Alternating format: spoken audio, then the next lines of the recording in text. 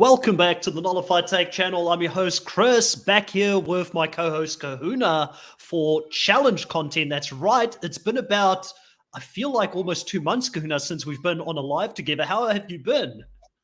Mate, I've been well. It has been a long time, too long, some would say. I've missed you so much, Chris, but we've been busy. You've been traveling around the world, seeing the globe. I've been doing Million Dollar Island Australia. And so, yeah, it's good to actually get back on something that brought us together in the first place, that we love, the challenge, the common bond between us. 100%. I mean, it's been a while since we've had the opportunity to talk about the challenge, but that was the first show we ever covered together. And then since then, you've become a mainstay here on the Nullified Take channel. You've been talking about Survivor with us. You've been hosting $1 Million Island for the whole season, which obviously I've kept a little bit of an eye on it. And then for those that don't know, you've gone through a bit of a big thing yourself. Like there was 2 weeks where I had to fill in for you. For those that don't watch $1 Million Island, let people know about that. Let people know about it. I appreciate that. Thank you for doing that, by the way. I had surgery, which meant that I was off my best for a couple of weeks there. A weight loss surgery that hopefully, like as I continue to do these podcasts, if people come into the YouTube channel and watch as opposed to listen, I don't think my voice is going to change too much over the coming 12 to 18 months, 2 years, but hopefully I'll get a lot thinner and I might take up a little bit less space on your screen going forward. Maybe we can get a third host in just by me taking up less video camera, if you know what I mean, Chris. Well, there may be a third host for the Challenge USA content. We may have Troy Cullen join us quite frequently for the Challenge USA. He had so much fun talking to us, I guess, when he was on World Championship. Obviously, we had an interview with him when he did the Challenge Australia. And obviously, he's someone that is loved in the community. So we'd love to have him more consistently. He's in Australia. We're in Australia. So it's just good synergy as a whole. But coming back to, the surgery, I'm so happy that, Kahuna, it went well and that you're on the other side of that. And I'm really... all of us are going to, we're going to root you on throughout this coming years to continue with hopefully a great weight loss journey. And then who knows, we might see you on one of these shows one day because, Australia's got so many reality TV shows. I'm sure there's one you could go and do. Yeah, I mean, again, we will go over the same ones. There's Temptation Island. There's F-Boy Island. Anything with Island. Like, there's a lot of them. You choose. There's so many islands out there right now. But yeah, for those that are not aware that there was this great show, $1 Million Island, on Australian TV, we covered the whole season, so go and check it out. It is, I think, an interesting show. I've got my own thoughts about how it ended, and at some point I'll probably talk about that. But as a whole, I think it's worth it if you are looking for something to do from now until the challenge starts, which I know it's only going to be, I think it's the 13th or the 17th of August that starts. So there's still some time from now until then for people to go and watch something. It's 13 episodes. You can binge watch it over a weekend, basically. But Kahuna, let's say hello to a few people here in the live. They have been chatting away. We've got Willie here saying, hey guys, I'm excited for Michaela, and hopefully she gets redemption. We'll be talking about Michaela very soon. Christian Kell saying, hey TNT, beautiful Michelle and Cassidy. I agree. Now, I know you're a taken man, Kahuna, but if you could date one of these beautiful ladies that are on this season, who do you think? Who do you think would be great to date? And why is it Tori? Look, Tori. Should I bring up the cast list? I'm a fan of Tori. Like, I know people. She's the current target of a lot of people's hate online. Maybe just because of familiarity, she's just been there too often. But I am still a very, very big fan of Tori because, love her or hate her, she gets to the end.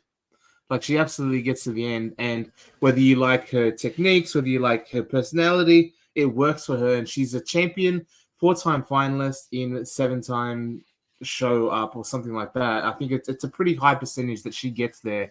So don't knock Tori, but... You're starting this off very spicy. People, that's fighting words for a lot of people in the community right now. I know. It's been a while since I've been on challenge stuff, so I've got to come out hot and get people either offside or onside, depending. But I think with my love for Tori, I wouldn't say she's number one. I wouldn't pick her as my number one overall. Yeah. But from this cast, you're talking about someone like I am a very happily married man, Chris. You know that well. So you're trying to get I me in know. trouble I'm here. putting you on the spot right away. And it's actually Christian. It's Christian who started this. You should blame him. I gotta say, I love Desi the most out of this cast, Liz, man. I'm such a fan of Desi, especially after her last season. Yeah. And the end and getting stuffed up by something completely not her fault. But I'm a big fan of Desi. Yeah. I think for me, funny enough, Michelle is probably exactly like personality-wise the type of girl that I normally date. So I think there's something about her personality that I really. She's obviously a stunning girl, but outside of that, I don't know. There's something about the ditziness of her and always just being all over the place. For some other reason, that sort of I'm always attracted to that. I don't know why. I probably should change my dating strategy because it's not been working well recently. Hey, she's a millionaire, so you know. Hey, you could do a lot worse for sure. Zudaman here saying early for once. It's great to have you here, Zudaman. Lena saying congratulations. I believe that's on the surgery. Dolores saying, hey, the fabulous Dio. Yes, Dolores, we're back. And this time I'm coming to you from Melbourne, Australia. And Dolores is over in Melbourne, Florida. So, some good synergy. Danica back as well saying, hey, guys, just got home. I would love to have Troy join the Nullified Take. Yes, same for us, So hopefully we can make it happen. And I do think it's going to happen this season. I'm very confident we'll get him on at some point, if not for the whole season. The Fairy Tiger, welcome back as well, saying, hey guys, looks like an exciting cast. Really should be a great season. Agree. Cashwash here as well. Welcome back. Adrenaline saying, please don't spoil $1 Million Island. Won't spoil it for you. Don't worry about it. Dolores saying, I recently did a watch on Alone. Holy booger, those people are special, kind of special. Yeah, Alone was an interesting show for sure. Danica saying, Kahuna, I feel like I just saw you this morning. Oh, wait, I did. Because obviously it would have been morning on Danica's side when you did the finale review. Dolores saying, Troy is easy to hate. She is Tori is easy to hate. She's a strong woman and unapologetic about it. That's true. A lot of people just. I've always said this. Funny enough, Kahuna, because everybody knows I'm the #1 Cara Maria stan here on the podcast. I've always said that's the thing that annoyed me with Cara Maria is that I feel like people really liked it when she was a victim and getting bullied and she was this helpless girl. But when she started standing up for herself and getting claws and fighting back, people really were like put off by that. Which to me it's weird. Like I was thinking, well, at least she's clapping back for a change, But I'm probably gonna pick a fight with the fandom on that as well. Dolores saying, so glad that Dedzo is not on this cast. Did that sound salty? It did, but we're with you 100%. All right, let's get into the live here. We're going to talk a little bit about the USA season as a whole, Kahuna. What do we think about it? We'll go through the draft that I did, obviously, with both Angel Cake and also Reality Realness, since I was representing the Nullified Take brand. And you and I, we've not had an opportunity to talk about it. I know you were in the live chat when we were doing it, but I'm very interested to know what your thoughts were on that. And we'll get to that in a second.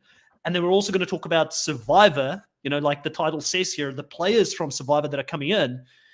Kahuna, if another Survivor player, or dare I say Dio wins USA 2, since we've just had USA 1 with 2 survivors winning it, we've had 2 survivors again going to a finale and World Championship. What does this mean for the challenge in the future? Like, is Survivor going to become a main threat, a mainstay? Should we be looking for more Survivor players if they're starting to breed champions? What's your take on that? It should be. Like, we've known for the longest time that of the reality competition shows, we probably hold Survivor in the highest esteem as far as what we consider level of difficulty, strategy, gameplay. It kind of does seemingly stand above the rest as far as having that aspect of the game. And it's translated. We've seen it so far. Like, not only the people that have come from Survivor have done well in making, like, especially Michelle and Jay, making themselves recurring characters and getting into that rotation of cast that gets called back quite frequently. But then, like you said, with Danny winning USA, Survivor's winning USA, Survivor's doing well, and we feel like, I believe that Survivor is the best translation or the easiest transition from one competition reality show to the other.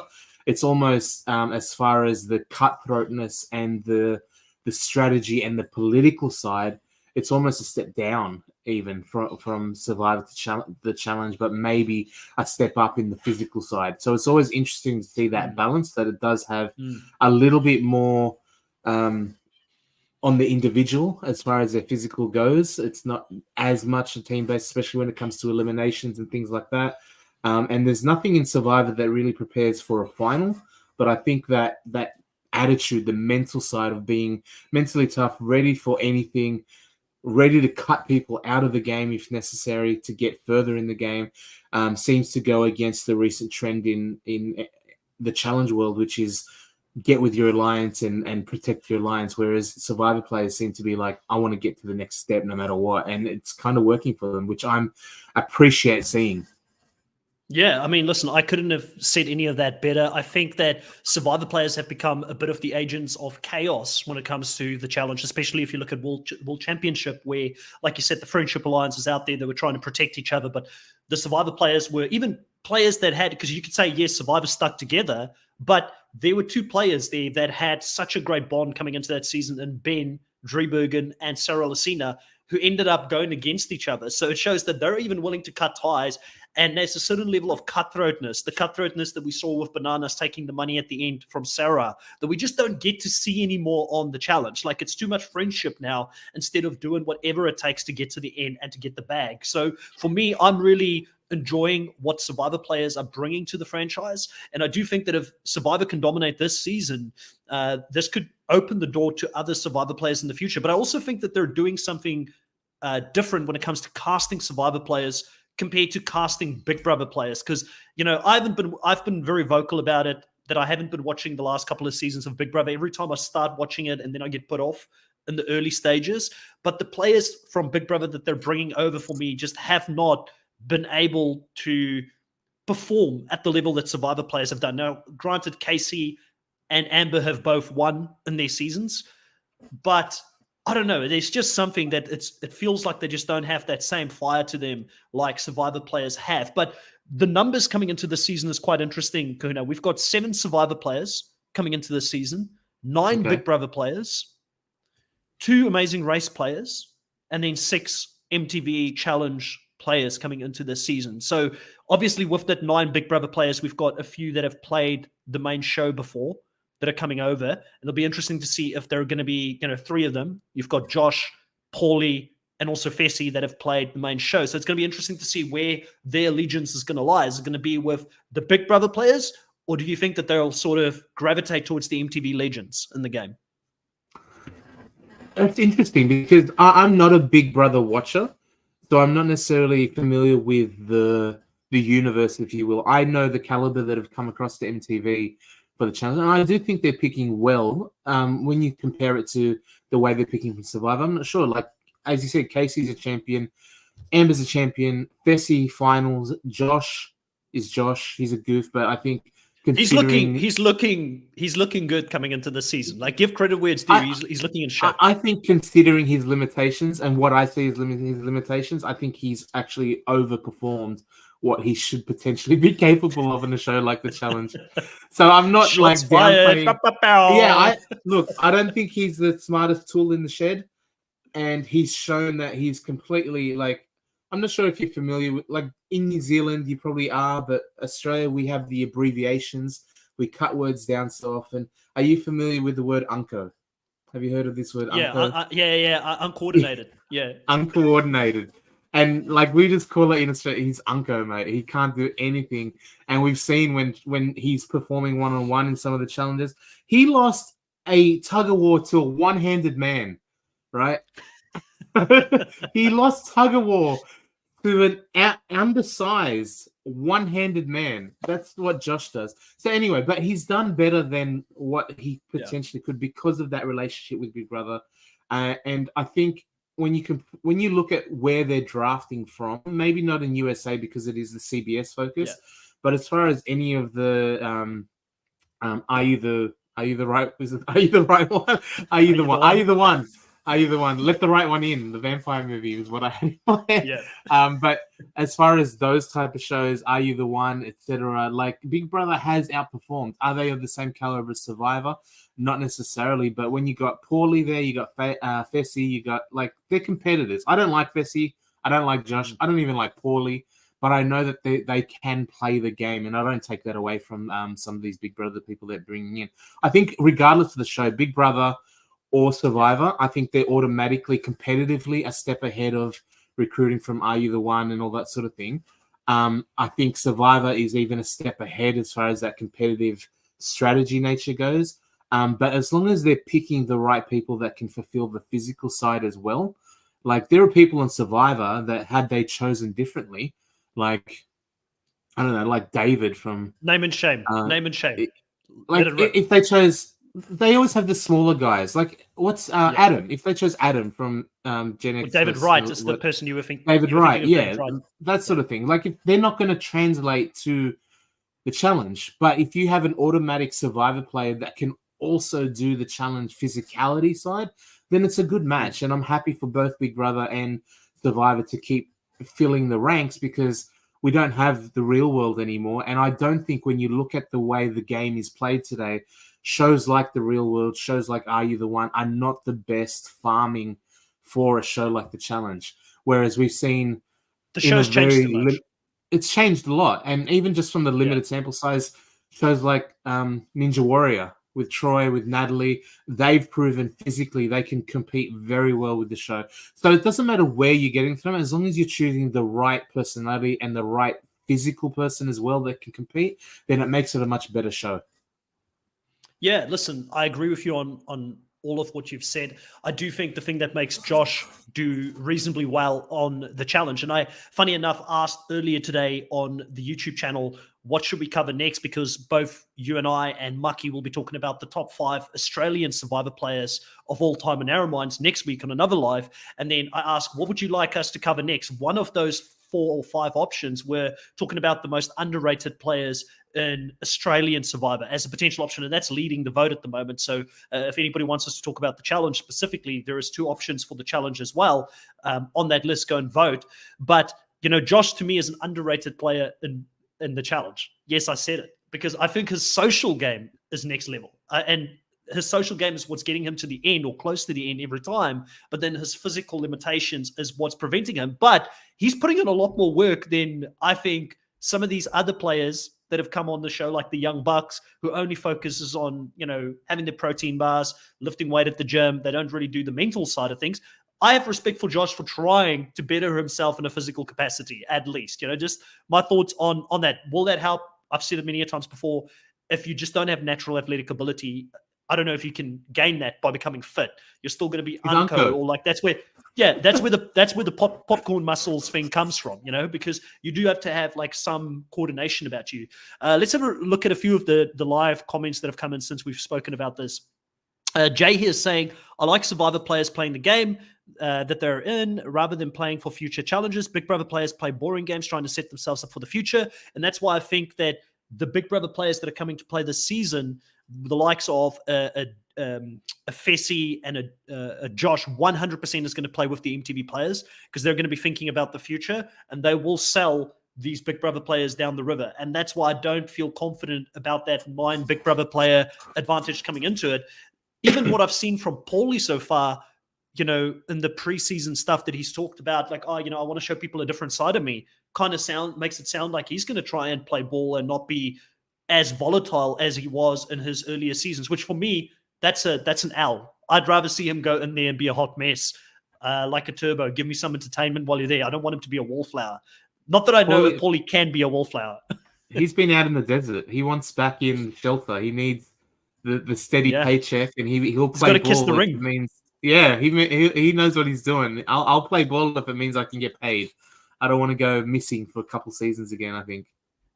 Yeah. Cash Roshi is saying, I just love the way they play. They come for a cutthroat game. Agreed. Willie is saying, why can't the CBS cast more Amazing Race people? 100%. Like Amazing Race, having 2 players coming into this season is being set up to fail with Dusty and Louis, who I think both are really good potential players that could be good physically in this game. I just think they're going to be a no man's land, and we'll talk about that in a little bit as well. Cash Wash here saying that would be a dominant team if they're on the same page. Not too sure what was that referring to. Well, probably one of the teams. Dolores is saying Big Brother players mostly here live in a house, free food, booze, can do. They think challenges are hanging on a fake wall. Kahuna, I've watched Big Brother since season 1. I have watched Big Brother since season 1. Yep. Yeah, it's the challenges just aren't the same level. Yeah, but you've got to admit, like, listen, Paulie, yes, he gasses out at the end, but he gets to the end. He's won a lot of dailies. He's physically a decent competitor. Fessy has gotten to the end a few times, decent competitor. Casey, decent competitor. So there are some athletes still, just because they've played in a house. Like, for instance, the person from Big Brother I'm the most excited to see play this season, and I know you're not a fan of Big Brother, so you won't know who he is, but Tyler Crispin is someone that I think can do extremely well this season. Let me see if I can get a photo and put it up for you here. You probably would have seen him before. It's the guy with the blonde hair, the long blonde hair coming in. He was sort of Angela's ex, right? Angela's ex, that's the one. So let me just. There you go. I got all the knowledge, right? It's absorbed. I don't even have to watch it. Yeah. So Tyler coming into this one, I do think could pose a threat coming in this season. So he not only, but the reason I think he's a threat, and I know we were going to talk about Survivor players, not Big Brother players, but I want to talk about Tyler here for a second. Coming into the season, he's got a really good social game. Strategically, he's really good. He's probably one of the best strategists to play the game. He came into All-Stars, Kahuna, for an All-Star season for Big Brother, leaving Angela at home. His mind wasn't in it. And he's ass backwards stumbled his way to 6th place that season. While his heart wasn't in the game, he wasn't fully playing it, but he was that good that he still made it to the end game in that season. So now that Angela is away, that's been put behind him coming into the season. He's the kind of player that I've been wanting to see make a leap over from Big Brother for a while. And in my opinion, Casey, like how Casey benefited from CT in his season when she won, she benefited from Tyler that season when she won her season, because she was aligned. They were ride or dies that season. So I think Fessy and him will work closely together, even though on their season, Fessy and him weren't friends. I do think they'll be okay coming into this season, because now there's been many years since that they would have hung out outside of the show, and Casey and him are still close, so that would have made Fessy close to him in any case. At some degree, there will be some loyalty there, but he's the dark horse. If you ask me who's the dark horse that could come into the season and blow it wide open, I'd say he could do it. Okay, I'm excited to see him, because he's one of these people, like, again, not knowing anything about Big Brother itself, the fact that I know of him and have heard of him and his name has come up multiple times, even before USA Season 2, I've heard his name because people were saying he'd be great on the challenge. He'd be one of the ones I want to see transition across. So the fact that I even know of him, I think speaks a lot of what I can expect from him as well. Like, people have been talking about him. I've seen his name mentioned multiple times. So yeah. Here, Danica says Tyler was a lifeguard and is athletic. I think he was also a baseball player in high school, college. If Tyler paired with someone good, he'll go far.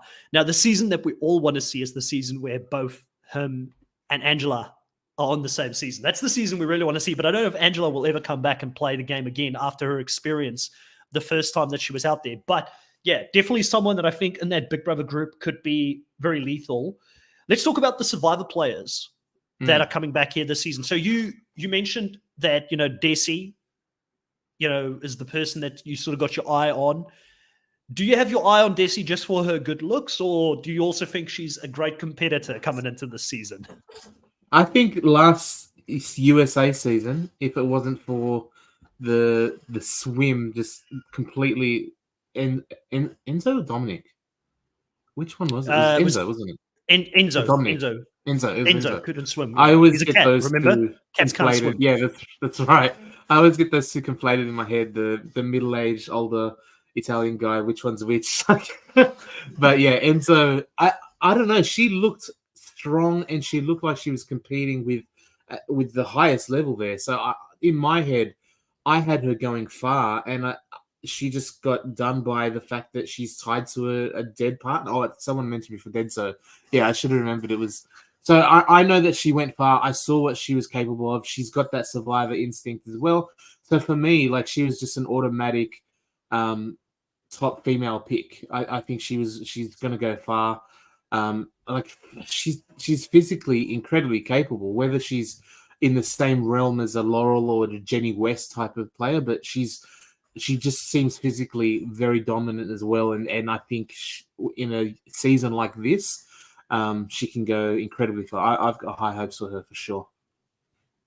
Now, obviously, we all know where I stand on Desi coming into the season. This is the draft for those that are not aware. That you did well with the Angel Cake. Yeah, so this is the draft that we did with Angel Cake Entertainment and Reality Realness. Now, Drew's coming in, having won, I think, 5 of these drafts. Both myself and Chantal have won 2. So we're well and truly on the ropes here. But I am the reigning USA Challenge champion for the previous time that this happened. So I had a reputation to uphold when it comes to the Challenge USA, and specifically having some CBS players making their way over to the Challenge. I tried to pick as well as I could. And, I had the choice coming into this of, Drew was always going to go first because he finished last, believe it or not, in the previous one, which was shocking to me as well. So he could go first this season. Chantal being second, she was in no man's land in the middle. And because I won, I was always going to pick last. But the caveat for going last and winning was that I could choose where Drew started, if it was on men or females. And I chose men because I really, really wanted Desi coming into this season. So I was immediately thinking, I want a first female pick.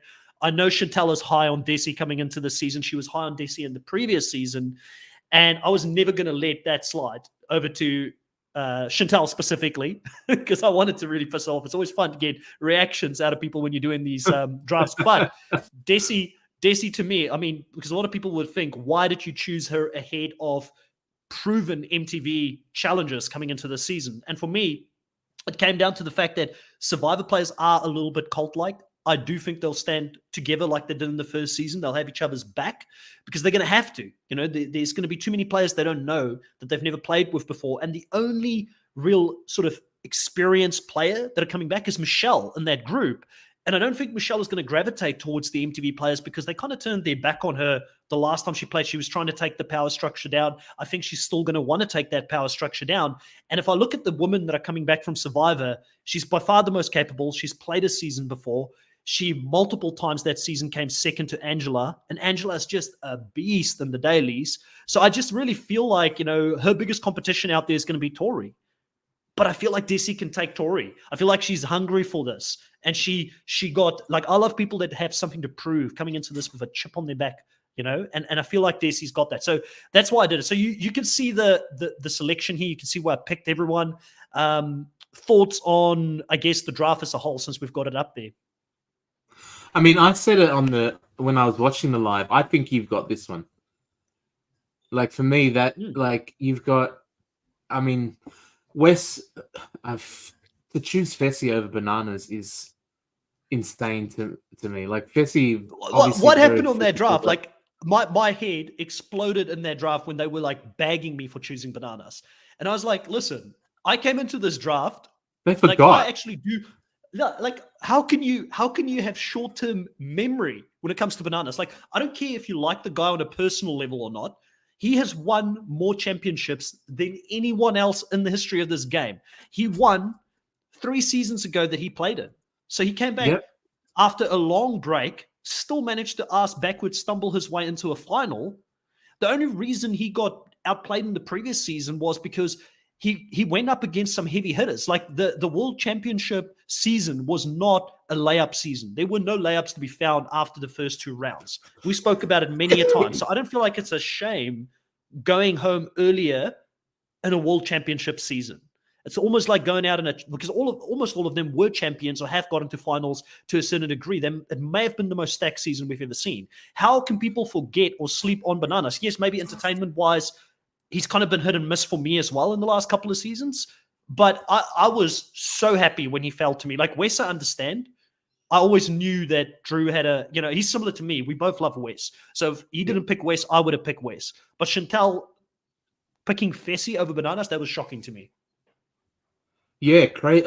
I mean, Fessy is strong. Fessy is physical for sure, but he has shown multiple times now he does not win finals. He gets there, but he has not been able to bring it through. And some may say it's his partner. Some may say it's the way he treats his partner and what he gets out of his partner.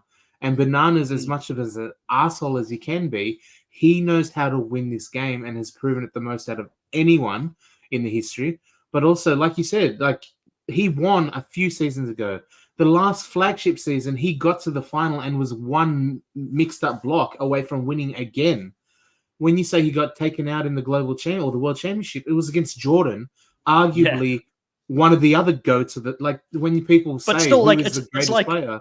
It's Yeah, like when there's eras to this thing, right? There's eras. Like Bananas is not in his early 30s right now, like Jordan is. Like if you had both of them in their peak going at each other, I think it would have been a very interesting sort of it's happened. you know, Bananas and it's taken him happened. out before. He has, but then you could argue that Jordan was new and Bananas was on his peak. You never got them both taking each other on at their peaks. That's my point. But Jordan, pound for pound, strike rate, success rate, like he's probably the GOAT. Yeah, like he's got an insane if anyone else success loses to Jordan, does anyone go, oh, well, they've fallen off. They're clearly not as good anymore because it was Jordan. Like, if you're losing to Jordan, it's not like a bad thing. That's not that's not like people lose to Jordan. Josh lost to Jordan in tug of war, like I said. Yeah. Like, yeah. to have Bananas as the third pick in a cast like this, like you said, Wes, understandable. Bananas has to be automatic lock for that second pick. For me, he would have been first. I would have picked Bananas over Wes. His track record shows that he gets further, and that he like maybe it's because of the politics or whatever. Whether he can have that same sway in a cast like USA, I don't know. But Wes is very smart. Wes is very capable. Wes is one of the legends of the game as well. But he's got a reputation that just doesn't seem go quite as far as Bananas generally, and the success I feel rate good is not about there. Wes. I feel good about Wes coming into this. Like again, like I said, if Drew picked Bananas and Chantal picked Fessy, I would have picked Wes as my first choice. I feel good about him coming into the season because of all the vets, he was the most humble in defeat going out, and he had that whole speech about, listen, don't let these players make you feel like you're not worthy of being here. We need you to grow the game and for this to go on. Like, I feel like he understands the bigger picture of what the production team is trying to do with bringing new faces onto the show. Because I've said it many a times, me personally, and again, I understand that there are fans and I respect those fans that have been with the show since day one. I'm not one of those. I did come into it later. I did watch it at a later stage and then went back to watch the earlier season. So maybe it feels a little bit differently for me, but I don't want there to be like 50-plus-year-olds competing and for the same season to play out and it'd be like Groundhog Day with the same three people getting to the end every single time. Like, I want it to be fresh. I want there to be new blood coming in. So I feel like Wes understands that. He understands that the show needs to evolve. So coming into the show, that might garner some good faith with people in this season that he's got that approach. But Wes can also be his own biggest problem, like we saw last season with him trying to outsmart the game. Sometimes he outsmarts himself. He plays himself out of the game. So who knows where it's going to go. Before we take this draft away, is there anybody that sort of stands out to you in regards to where they got picked on this here? Is there anything else you wanted to say on the draft? Otherwise, we're going to continue to talk about some of the Survivor players that are coming in. I'm probably going to cop some hate for this one, but I think Drew picking Corey second Corey will never win the challenge. I don't think he has that killer. He's just a perpetual mediocre performer. I don't know what it is, but I looked at statistically the number of seasons Corey has played.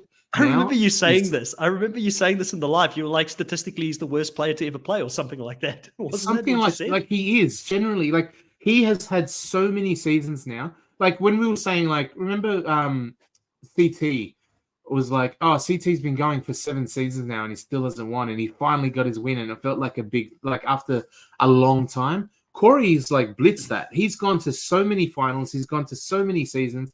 His elimination record is not great considering his reputation. I think he is seen much higher than his performance would actually merit. His results, if you're looking at results as opposed to entertainment factor, as opposed to on camera, like he's very charismatic. He's very good at confessionals. He's funny. He's handsome. He has the hookups. He has all that. He's a great television personality. But when you look at, like, if you're the type that looks at something like a sport, he is woefully overrated. And I think after a long break as well, I don't think that's going to help matters at all.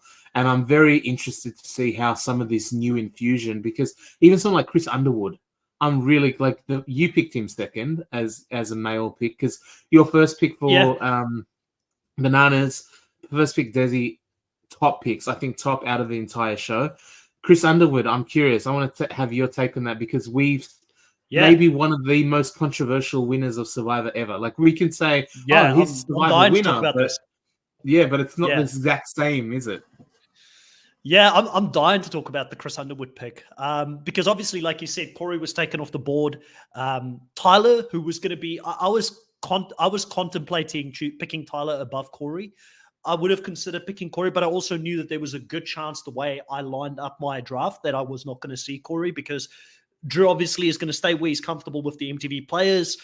He already said when he did USA 1, there were certain players he just wasn't as confident about because obviously the challenge is Drew's show. That is what he follows, right? So to take a risk this early on players that are not from the challenge world was always going to be tough for Drew to do. So I mentally knew that if I picked the order in such a way, I probably won't see Corey. And then I was kind of having my fingers crossed that Chantel would pick someone else. I don't know who I thought she would pick above Tyler. And I really wanted Tyler to fall my way. But Chris Underwood, from his season, as a winner, I said it on the live podcast that we did when we picked him, I have the lowest of rankings for him as a winner of Survivor because he played a different game compared to everybody else.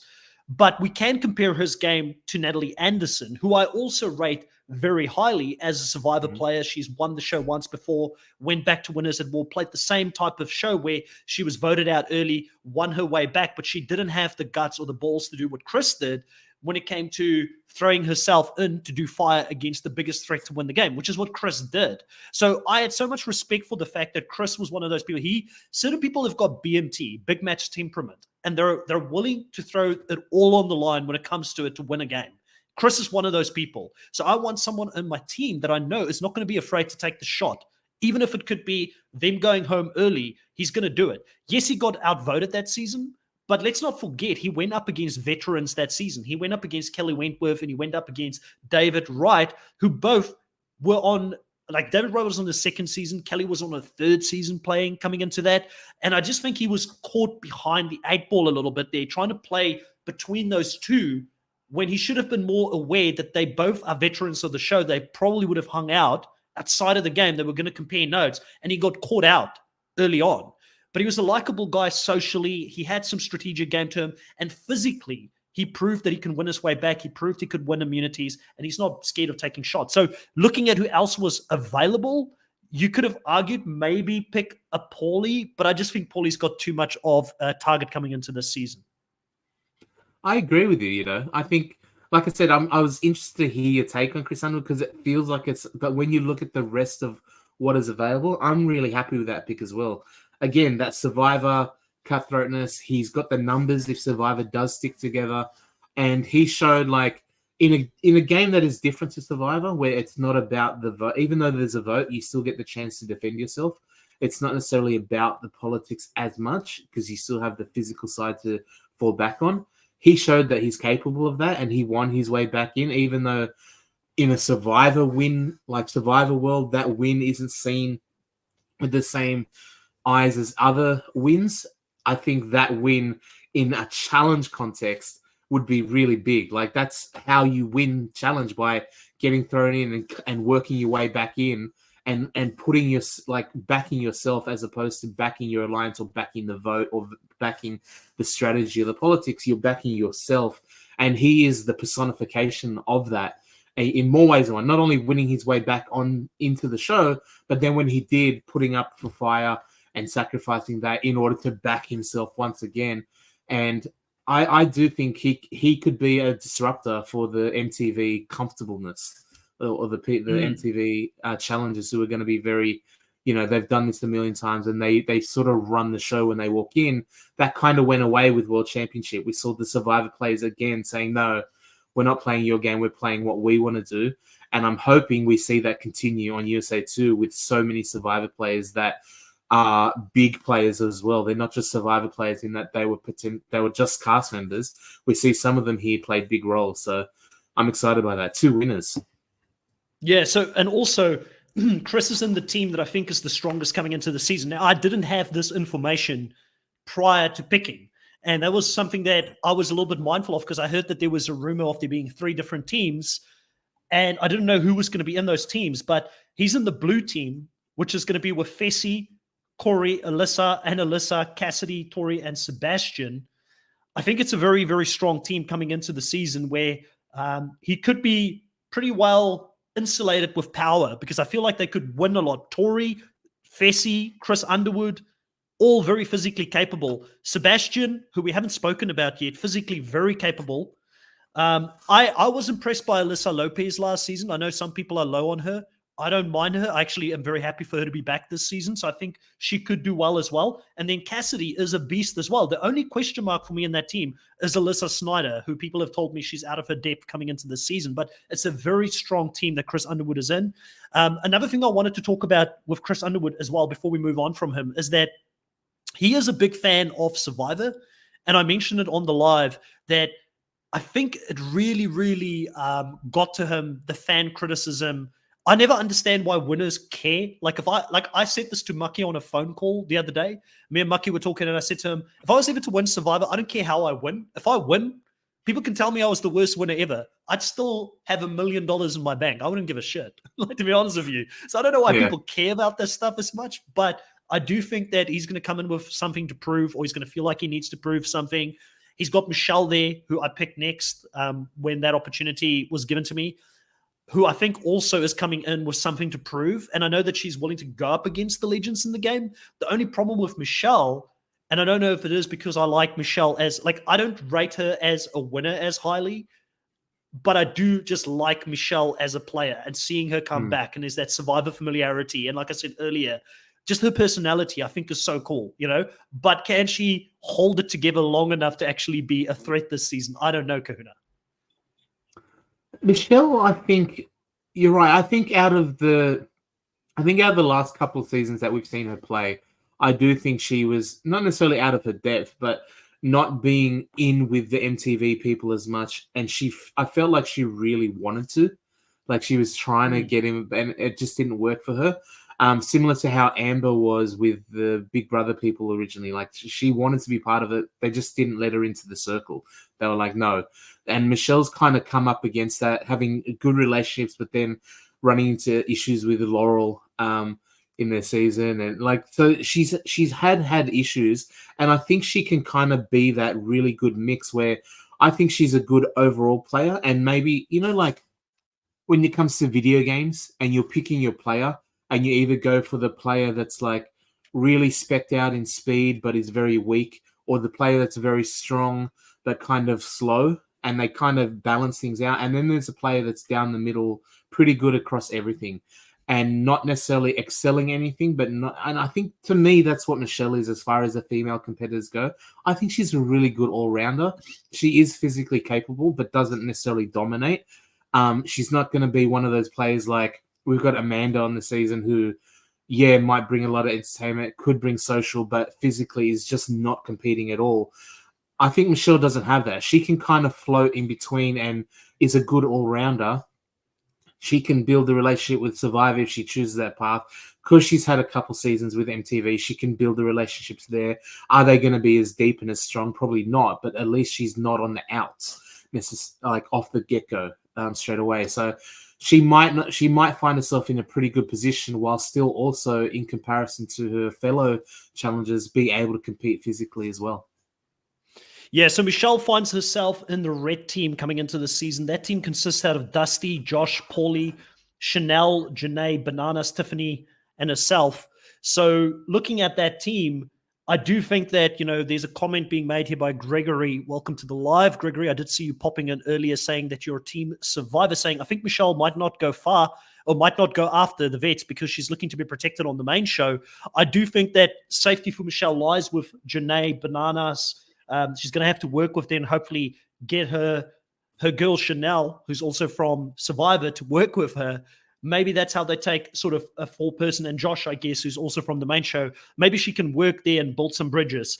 But not too many people that are mainstay for the main show on her team, because Bananas has only recently come back. Josh has been on a few times, but I've never really seen her and Josh kind of working together, even though they've got the CBS connection. I've never seen that happen on the main show. So it could go either way here for Michelle this season. I'm not too sure after seeing the team. I'm a little bit worried. I was hoping when I picked her, she would be insulated a little bit better with some of the Survivor numbers. The team makeup, is interesting because I hadn't looked at how the teams are divided, and you're right, it does play a big part. Like someone, Jay Walk mentioned that the red team is primed to implode, and when you look at it and you go, well, the four guys in there, Bananas is kind of the captain of that ship by default.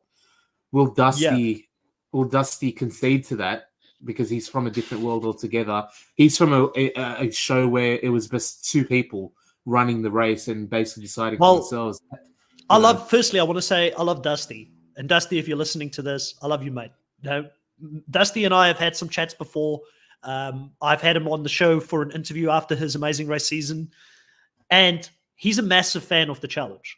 He wanted to play the challenge. Now, coming in with that fan mindset is sometimes what gets rookies in trouble, because he might come in wanting to work with Bananas this season because he's got like this, he's looking up to Bananas as the GOAT. But that could be the reason why I could see him fall out very early on, because I think Bananas could manipulate Dusty in going after Paulie, who's his real threat, but then just discard of Dusty in the next round, pretty much. And then you've got Josh and Paulie as the other two males in that team. Yeah, and Josh and Paulie hate each other. Who knows? Bananas and Paulie hates each other. So that team, like whoever said, it's the like Jay Walker said, this is the team that's going to implode. That's the hot mess team. That's going to be fun to watch, but they're not. I don't think they're going to perform this season. So so it's going to be interesting. So who do we have that we haven't spoken about yet? So we've got Sebastian coming in this season from Ghost Island. He was picked quite late in the draft. Where did he go? He went as a sabotage to Chantal. Do you remember much about Sebastian? Do you remember much about Ghost Island? I know Mucky's a big fan, isn't he? Yeah, he jumped in earlier in the live. I saw him comment. So for those who don't know who Mucky is one of our co-hosts for Survivor. Specifically, he covers Australian Survivor with us, and he's a big fan of Sebastian, but he also likes the wild characters on the show. Now, I don't actually think, to me, Sebastian has got like the promise of being a wild character. He's got the promise of being someone that could be entertaining, but he's not entertaining. He may look it, but he's not entertaining. He's actually quite boring, to be honest with you, Kahuna. So I don't know if he's going to get much screen time. Physically, he's pretty good. He was a provider that season for his tribe. He got into a showmance very early on with a girl that he liked, and I believe they're still together. So he's not even going to hook up with anyone coming into the season unless they've broken up, or if he wants to cheat on his partner or something like that. I just don't have high hopes for Sebastian, so I can understand why he went as a sabotage. Yeah, he's fodder. He's making up the numbers. They needed more people from CBS shows, and I think he's got the call because he was available. But I don't see him either going far or adding too much beyond a number at this point. To be honest with you, that sounds really bad to say, but I can't see anything coming from him that would be a big impact. No. So I had someone comment, if you can bring the comment up while I'm looking, because I've got one screen here, someone commenting about Cassidy and asking where the Cassidy love is. So we'll talk about Cassidy. I don't think we're going to get much Cassidy love from Kahuna unless Kahuna is caught up with her season. Is my blind spot. No, this is your blind spot? She's my blind spot. But again, like I know not necessarily the reputation, but I've heard of her that people were saying that she should have won, not Gabler, and all that sort of thing. So I'm not one of them. I know you're not. You're a big Gabler fan. Truther. I'm a Gabler truther. Yeah, for sure. but just because I love Gabler doesn't mean I hate Cassidy. Like I find it so. I feel like people are sometimes like they're too quick to say life is black and white and there's no gray in between. Like you can like both of them, but think that the other person deserved their win. I actually do like Cassidy. I'm happy she's getting another shot to come back and be on our screens. I think coming into this season is going to be interesting. She may believe she should have won that season, similar to all the fans, because there was so much online fans that commented and sort of gaslit her a little bit on Twitter and said, you should have won that season. Where, and again, we're watching an edited show, so very well she could have had a better game. But what I saw in the edit and what I could make from it was that she sat behind two other players that were taking a lot more of the hits, in James and Carla that season. And she kind of was the third musketeer in that group that outlasted them. And then she expected them to vote for her based on the fact that she outlasted them. That was my take on it, right? And maybe some people see it a different way, and I'm okay with that. I'm okay with people not agreeing with me on this and saying, no, Cassidy was definitely the better player of the two. But what I do like about Cassidy is that socially she is really good. So she's going to make connections. I do think that she's not going to be one of those disagreeable type of figures in the game that's going to make enemies for herself early on. And she is good at challenges. Like, she was the challenge beast of her season. She won 3 immunities. And it was across different things. So she's got smarts, she's got the physicality. So I could very easily see her be a dark horse coming into the season. And I think she will fit in well and be like a little bit of a chameleon that will fit in well with people from other shows as well, because she doesn't have that legacy of some of the other Survivor players coming in where she might feel like she's pigeonholed to play in that Survivor game, if that makes sense. Yeah, and I think when you mentioned before the teams being in the blue team, with potentially the strongest male team, but then being there with Tori, and you're saying she's a challenge beast, that automatically lifts to the female side as well. And when you look at the fact that she's got the 2 Alyssas on her side, means that she's not at the bottom of that crew either. So as far as connections go, Alyssa's got 1 season under her belt, but I don't think that like Cassidy needs to worry too much that the other Alyssa are going to be solidified beyond where she is. If she can prove herself valuable to that team and carry the female side of that team a bit with Tori, then she's in a really good position, I think. So she's not going to be dropped first from a team challenge before Alyssa. I think she's the second strongest. I think she's the second strongest woman in that team, like just after Tori. I would put her ahead of Alyssa Lopez, even though I like Alyssa Lopez a lot. I do think Cassidy is a better challenger or better at the physical side of things. So I do think she's going to be interesting. Let's have a look here what people are saying. I wonder if Tori will go after Sebastian. I've heard a few people say that's her type. So I wouldn't be like, the question should be, who will Tori not go after this season? I feel like it's the more appropriate question. Cashwash is saying, I think him and Tori hook up in the trailers, but it's all I see. Oh, okay. Well, then maybe he's not with that other girl anymore. Jay Walker saying Gabler may suck as a person doesn't mean he shouldn't have won.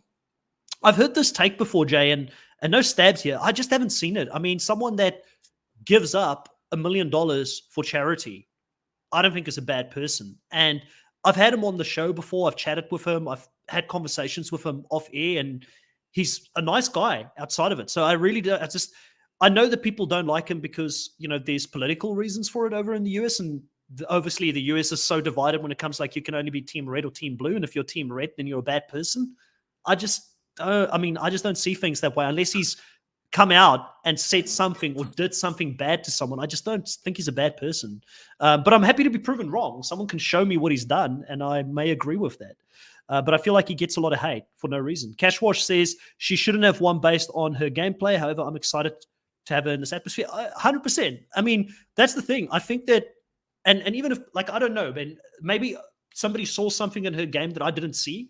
I just don't think she played more of an active game compared to a Gabler, for instance, that season. He was an unorthodox winner and definitely not one of the strongest. Like, I'm not saying Gabler is like the best winner of the new era. I won't go that far, guys. But in that season, going to the final, I think he deserved to win. The best winner for this for the new era of Survivor. Who is the best winner of the new era? It'll be between a Marianne and a Yam Yam. Probably Yam Yam, I'd say. Yeah, he's probably the best winner of the new era. Maybe we get to see Yam Yam next on the challenge, Kahuna. Oh my gosh, that'd be amazing. Danica says she's new Survivor. Who else is new Survivor? Old Survivor might not take to the newbies. Who else is new Survivor? So Chanel is also new Survivor, which is someone that again I don't think you'll know. Or you did watch that one? You watched 41, didn't you? No, I started. 42. That was she was at 42. Sorry. Yeah. I know of her. I've seen the cast. I've seen some of the videos in wanting to do my catch up, but I haven't caught up yet. I know of her. Trying to find a photo of Chanel. She's looking fierce in this photo, by the way. Oh. Just as I got it, I closed it. So Chanel's looking fierce in her cast picture here for this season. But I think with Chanel, she was an interesting pick for me coming into this season. I just didn't think that she was gonna make that transition. She had a good strategic game early on, wanted to make some moves, but she was kind of one of those people that were caught out because of the game.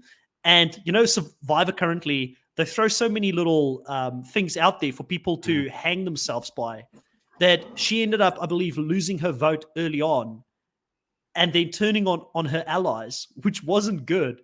And it kind of blew up in her face when she got to the merge. Her closest ally didn't even get to the merge because of the fact that she blew up both of their games to a certain degree when they try to make an early move. And strategically, I don't have much to say about Chanel coming into this season. I hope she's learned from her performance in that season, and she comes into this season better prepared, because it blew up in her face. But I also can't blame Chanel for the game blowing up in her face, Kahuna, because Survivor now has become kind of like a Russian roulette. You're damned if you do and you're damned. Yeah, you're damned if you do and you're damned if you don't, because you're putting people on an island and asking them to take a risk. They're going to take the risk. They're going to lose their vote. And I can't say hand on heart I wouldn't have done something similar, but I feel like she didn't deal well with the pressure of not having her vote when she got back to the tribal council. So how she's going to do under pressure, I don't know. So when we picked her for the draft, she was my last pick, actually. And I picked her above Alyssa Lopez, who I really like, but chat was spamming me. They're like, pick Chanel. So I was like, okay, I've been doing it my way the whole time. I'll give chat one. I'll pick her, So that's, you got to give the people what they want, man. Sometimes you got to do it. Like, man, I tell you what, sometimes, it's the group pressure, the group think, it gets to me, and I did it. So yeah, she's right at the end there. Let's have a look at what people are saying here. Jay's saying she stacks up physically against the whole female cast. Yeah, she's looking. I think that was Cassidy. I think that was back from Cassidy. Oh, right. Yeah, Cassidy as well. Yeah, definitely. And I don't think Chanel proved anything on her season, but Gregory says she's really fit now, was posting workouts with her cast members from season 42. And she does look fierce. She does look ready to come and play. So I'm hopeful. She's Survivor. I'm Team Survivor. I want her to do well. I was happy to have another Survivor player. I ended up with 4 Survivor players in my team, which is, I think, the most for anyone. So if anybody questions my loyalty, look at my team. There's 4 Survivor players there.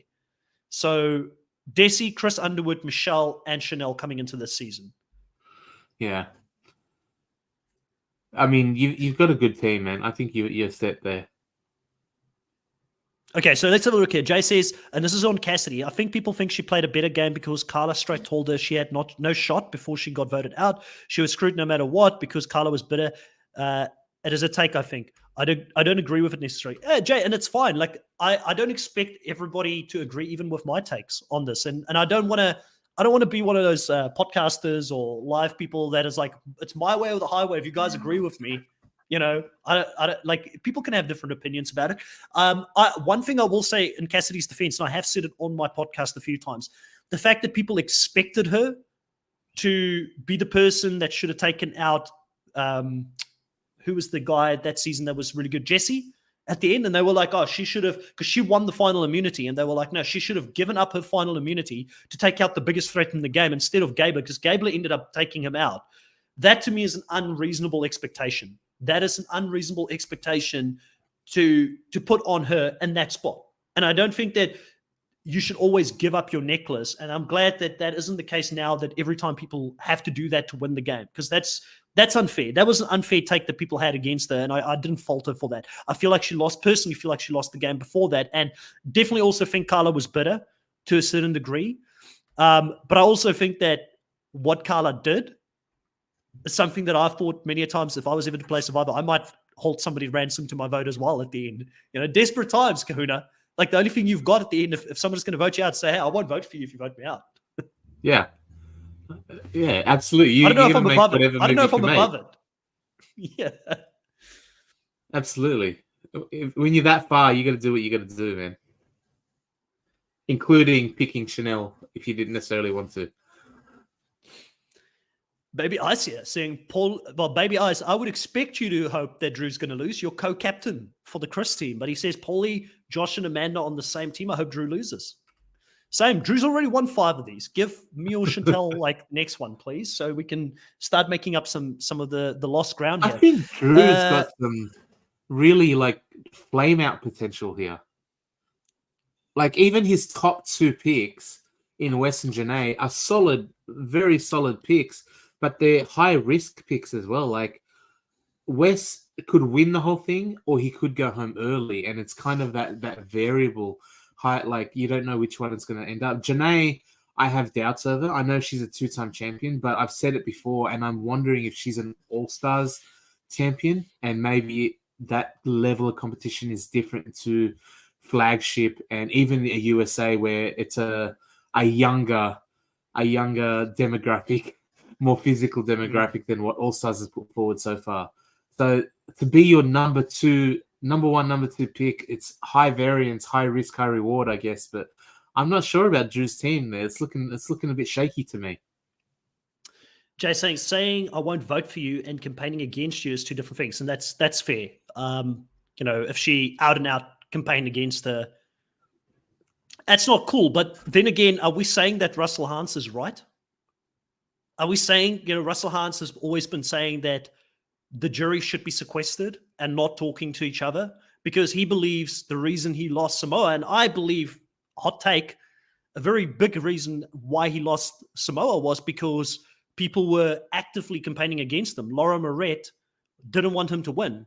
You had people on the jury fist pumping when he was making moves, so happy about his moves until the final tribal, and then suddenly everybody turned against him. So I think there was some campaigning there as well. So maybe there is a flaw. Like, if you believe this, you might believe that there is a flaw in the way that the game is being played at the end game for Survivor, where people can campaign together about votes and how they would vote in the end. Or you could just say that is a part of the game. Socially, you've got to be good enough to deal with that. And it comes down to jury management to a certain degree, So I don't know. It's an interesting one. Jay Walker saying Russell Hantz made everyone feel that way on an individual basis. Yeah, I mean, listen, it could be like I'm just being devil's advocate here and saying that, Russell has been saying for many years that they shouldn't keep a jury together because they can campaign against you together. So from that aspect, I think it could be an interesting conversation to have, and I'm not going to say that Russell is like the best to I guess never win the game. But if you look at a Samoa game, it's pretty darn close. So there might be an argument for that. Maybe one of the topics I want to talk about, Kuna, I think that we should do is defending unpopular opinions in the future for the challenge and Survivor. What's the unpopular opinion there? That Russell should have won? I think that, I think it's polarizing because I do think that there is a large majority of people who think he should have. And then there is a large majority of people who think that, no, he shouldn't have. So I think that was could be part one of of those. I was definitely at the time. I was like Samoa 19. We hadn't seen a Russell before that, and at the time I was like, "This is revolutionary. I love what he's doing to the game. It's crazy. It's out there. Yeah, it's wacky. It's fun. I want him to win." And I think, and he definitely should have beat Natalie Wood, was it, or whoever was it Natalie? I forget who. Sorry, who Natalie White. See, Natalie White. That's my point. You don't even remember the winner of that season, which you is remember insane. Russell exactly. But you remember Russell, but later, I kind of that's right. Later, I kind of got okay with the idea that, like, when he's saying the jury should be separate, he's basically saying the game should be changed to match the way I play. Because the way I played was like, he's not changing the way he played to match the game. He's saying to change the rules of the game to match the way I played because I think the way I played is better. And maybe there's an argument to that. Maybe you can poll people and say, we prefer a game that focuses on the cutthroat and doesn't focus as much on the connections and the networking and that sort of thing. And maybe that's a fair point if that's the type of show you want to watch. But right now, the game is the game, and he played it in a way that did not fit and did not get the results. So yeah, I went through that same journey that you went. I was a Russell Hantz truther back then, like big time. But I've also gone to the same conclusion that Jay sort of came to here, where he says, I'm of the opinion that the winner is always the correct winner. The game is getting the jury's votes. I agree with you 100%. Case closed on that one. But Gregory says here, Survivor owned season 1, and if they do well this season, season 3 should be a battle of the shows with teams from The Amazing Race, Big Brother, Challenge, and Survivor. That's the season we all want to see. Give us Battle of the Seasons 2. Give us equal numbers of Survivor players, Big Brother players. Do not snub Amazing Race. Give them equal numbers. There's enough good people that they can cast, and put them all against Challenge MTV Legends. That's what they should do next, I think. If they do well here this season. I can't believe that this is the season.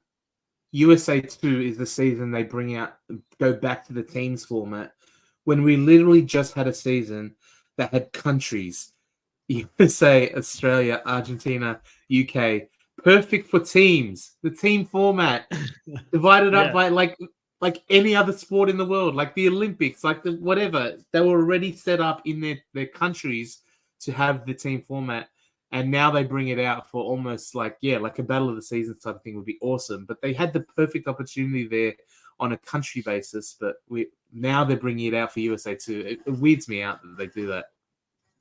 It felt like a bit of a gimmick that season, that they just needed a reason to bring the legends in and to be paired up with these people from different countries. But it never really mattered from the start on that season, which was weird.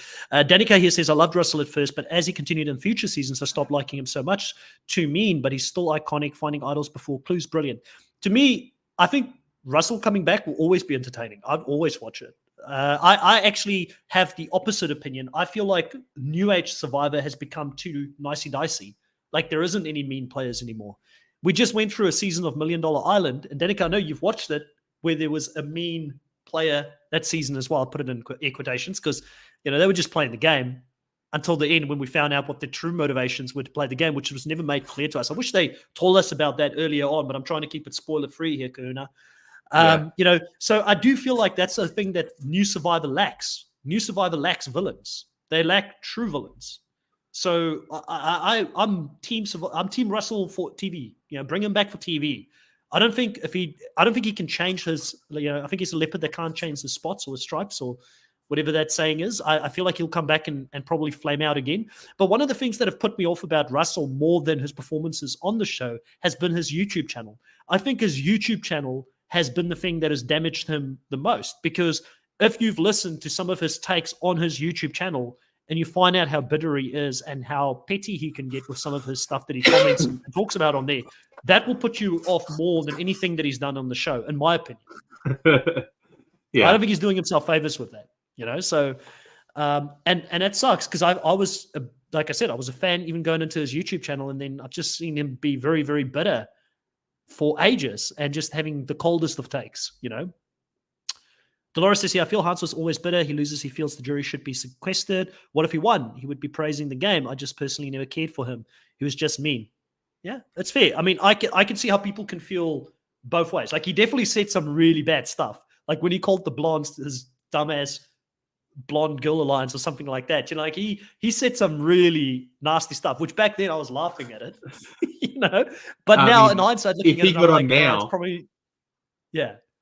Yeah, like when you said there's the game's too nice. But there's some people, like if you look at Rob Nino and the stuff he said in Amazon, that did not age well either. It's different times. Yeah. Like we've evolved as and Rob is a nice guy. I'm not trying to throw hate or anything his way. I mean, obviously he's someone I look up to for being as successful as he is in this space as a player, and also someone that's created great content. I don't think I would be here today if it wasn't for Rob doing it. I wouldn't even have thought about doing podcasts or doing YouTube content creation if it wasn't for him. But I'm just trying to throw it out there that, I guess, I don't even know. I don't even make sense because I don't think Russell is aware enough to change. Like, even if he goes on, I think he could still say someone like Rob was a product of his time. Like he was normal of that time, right? And the times have changed. The game has changed. If you're saying that Survivor's now a little bit too nicey nice, and it's because that's the way the game and the world has evolved. And someone like Russell, like if his gameplay was abrasive back then, today, if he got plopped, like, and you said someone who cannot change, like I do this a lot with sports. Like, what happens if you took LeBron James and put him in the 90s? Would he be able to play it? Like, there's that debate goes on a lot, like which eras are the best and that sort of thing. But the truth is, games evolve, and they change over time, and they reflect the society within which they exist. And Russell in today's Survivor would not survive at all. Like, he would be completely chewed up by the niceness of the game or whatever, but that group mentality of we do not abide by that bullshit anymore would absolutely see him gone immediately. Like, the same thing would not work. And you're right, if he's the type of player that can adapt and change his spots, and we've seen, trying to bring it back to the challenge, we see Survivor players go to a different game, use the same tools and the same cutthroatness, the same strategic mind, but also adapt to the game within they're playing.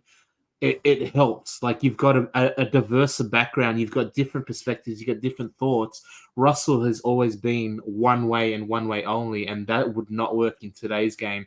And I think it's a testament to the fact that we're now seeing this crossover, that some of these people can put the same game mentality and the same game mind to different rule sets and different applications and different ways to play different games.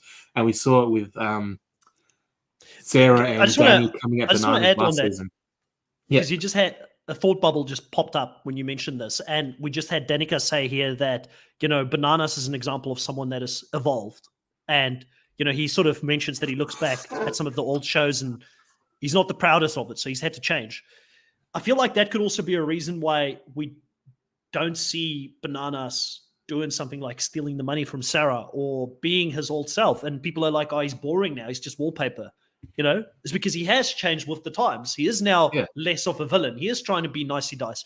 There's something about the culture as it is now where it's great for humanity that we've moved on and that we're all becoming better people, and we strive to be better people every single day.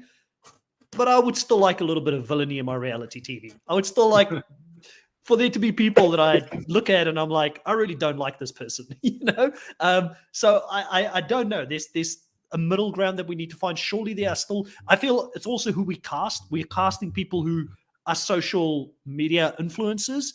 Just get more people on there who doesn't give a shit about social media, who lives out in the wop-wops, and put them on the show. And I'm sure we'll get some excitement if we did that. Let's just have a quick read of Shannon's comment saying, I was late. You're right on time, Shannon. We're still here. We're nearly done, but you're right on time. He says, Chris had a ton of potential socially and physically. If he can survive early, he can also win eliminations. I think Tyler and Josh can do well this season. Josh has improved his fitness a lot. And if you do have time, if you do have time, Shannon, go and look at some of the earlier comments that we made on all of what you just said, because we kind of agree and elaborate a little bit on those points as well when we spoke about it. Jay saying Bananas just isn't in the edit as much anymore. He would definitely steal the money again. He probably would. I feel like if he gets another shot, he probably would take the money again. There was another one that I missed here that I wanted to read out, and it was about themes. Someone said that the themes on the show, they should just reiterate some of the themes, like, exes, rivals, obviously battle of the season, some of that for USA in the future as well. Which one of the themes are you like, which one would you like to see come back the most, Kahuna? Like, because we haven't had some of these themes in such a long time. Like, I personally, just putting it out there, I like rivals, but I don't know if there is true rivalries out there anymore. So maybe exes could be really fun, especially now that we've had a few people break up. Like I said earlier, Tyler and Angela on the season, I think would be a hot mess. I don't know if they would do it. I'm a big fan of themes when it actually matters, like the exes, like rivals. It does matter. I'm not a fan of theme for theme, like Total Madness and Spies, Lies, and Allies, and like just go, we're doing Top Gun now, and it plays nothing into the game. It plays nothing into how the format, the strategy, anything, but it's a theme. Total Madness. We're all crazy here, but it means nothing. Rivals and exes, absolutely. Even something like Bloodlines, a little like it had like. Is there a Survivor theme? In the way it played. Is there a Survivor theme that would play well in the challenge? I mean, we're stealing Survivor players. We might as well steal some Survivor themes. Is there a theme that you think could be good? Like, we've already had. I feel like Blood versus Water was stolen from the challenge, and they just repurposed it for Survivor. Because I'm pretty sure the Bloodline season was before Blood versus Water and Survivor. But I mean, easily the biggest one would have to be for season 40. I hope they do Winners at War, right? Like they need an all champions. I feel like it's coming. That I feel like 40 theme is has coming. to be the one. And when we can actually settle Bananas, CT, Jordan, West, like, and then some of the new, like, I can't wait. They have to do that. That has to be the theme. But beyond that, I'm not too fussed, to be honest with you. Extras and Rivals is always fun. Yeah, Heroes of Villains delivered the Inferno. There you go. So yeah, so it's. I mean, I don't know if there's that many different iterations that you could bring out there. I would love to see like a second chance format where fans get to vote for the veterans that they want MTV to bring back. Can you imagine that? Like, because it feels like every time the production team brings back players, is who they want to bring back. They keep bringing back the same vocational lines. Well, what if they give us a vote? What if we're the ones that are like, no, we want to see Landon back, and we get to vote for him? I think the problem with that is that whenever you put it to the fans, they all say bring Landon back. And they want these players that are 48 years old and haven't played in 25 years or whatever, but they remember because it was such a special place. I don't care. Bring 18. Landon back. Exactly. They're like, we can't. First of all, Landon has a family and a life, and he's not wanting to. Like, there's also the thing, like, people want people back, but they have to want to come back as well. And they're putting a TV show on where they have to sign. We can't just have automatic fantasy picks. There's like a person involved that wants to be a part of it, that has to leave their life for 3 months and do all that sort of thing. So it plays a part. That's why I think we don't get the fan choices that we would want to see. But there's certainly the amount of people that I still see. This is a great point. Like the casual, Sandy is here saying that casual fans of the challenge, their taste is bad. That's why we can't have a vote. The amount of casuals that I still see asking every single time, where's Kenny and why can't we have Kenny back? Like that's what I mean. Like people would want Kenny back. We're like, no, he's never ever coming back because you don't know what happened. Do your research. Do your research, casual fans. Do your research. All right, we've come towards the end here. I do think we just had someone drop in quite late. Sudani, welcome here. It's a little bit late, but things are going well. I hope your week is going well as well. We're very happy to see you here, even if it's towards the end here. I did want to bring up, the channel is growing, Kahuna. We're doing extremely well. We're about 90 subscribers away from hitting a very big milestone here on the channel that I sort of had in mind from the beginning of the year. I was thinking if we can get to 2,000 subs by the end of this year, I'd be very happy. We're 90 subs away from being at 2,000. And I just want to say thank you to everybody that is listening to the show, that have supported the show over the last 2 years, year and a half. We really appreciate it. Like you coming here every single time to spend your Friday evening, your Thursday evening with us, talking about the shows that we love. We're just one of you, and we hope that you feel like you're a part of the conversation every time you're here, because that's what really gets me and Kahuna up to do this. We love talking to you. Even if we disagree, like me and Jay will go back and forth on the whole Cassidy thing, the Russell thing. I love that type of conversation. It makes me feel like Jay was a part of the show. He was the third host of the show today. So I really want to thank Jay. I want to thank everybody that's been, sort of following the show. We're going to have some big plans for the future in regards to what do we do when we hit 2,000 subs, Kahuna, because we're going to have to do like a special live or a special event and get everybody on here. We've got some more potential podcast hosts coming in and joining us for the new Survivor season. I'm trying to convince more people to talk to us about the challenge as well. So we're going to continue to add to the show. We want to continue to add wider shows to it as well. As long as it's in the competitive reality TV realm, we'll talk about it. I don't see myself talking about Love Island or any of that kind of stuff. It's not my thing, but maybe in the future, I'll never say never, Kahuna, because maybe in the future we get someone on the channel who does want to talk about that stuff and we'll add it. And if you want to torture me, you put me into like one or two of those recaps. I don't think I would do well in it. But I just wanted to say, I really, really appreciate all the love and support that you've shown the channel here. And like Danica says here, like and subscribe if you see it. We do this for the love of it, and we do it to continue to talk to you all. And, thank you so much, because I know especially the challenge fans, they've been here since day one when I started this channel. I'm very, very appreciative of that. So consider subscribing to the channel for more content. We're going to be doing Traders Australia when that comes out. We're going to be doing The Mole in the US when the season 2 comes out. We're going to be doing Survivor UK, Survivor 45, Australian Survivor. Obviously, we're going to be covering the challenge seasons. And we're even contemplating doing Squid Games when that comes out, because there's a Squid Game reality TV show that'll be coming out later this year as well. So we're adding more and more to the show is what I'm trying to say. So subscribe for more, hit the notification bell so you can be informed the next time that we go live. But for now, that's it, Kahuna. I had a lot of fun. Did you have fun? I did. I got one more theme that I'd like to see for the challenge. Go. The one from Survivor where they divided by race. You really, really know how to blow it up at the end here. I'm sure everybody is like amping for it. I think we've moved on from that, right? We've moved on. I can't believe they did that still. I'm still. Yeah, it wouldn't go well on MTV. On that note, everybody, thank you so much. Catch us next week when we talk about our top 5 players for Australian Survivor. And be sure to go to the community tab on YouTube and vote for the next theme that you'd like for myself and Kahuna and Maki, whoever knows enough about the topic that we'll be talking about. Whichever one you want us to do, go and vote and make sure that your vote is counted towards what you would like us to talk about the week after next week, because there is still a little bit of time in the off season before we get to the challenge. So we want to fill it up every week with at least one live. Talk to you guys next time. Bye.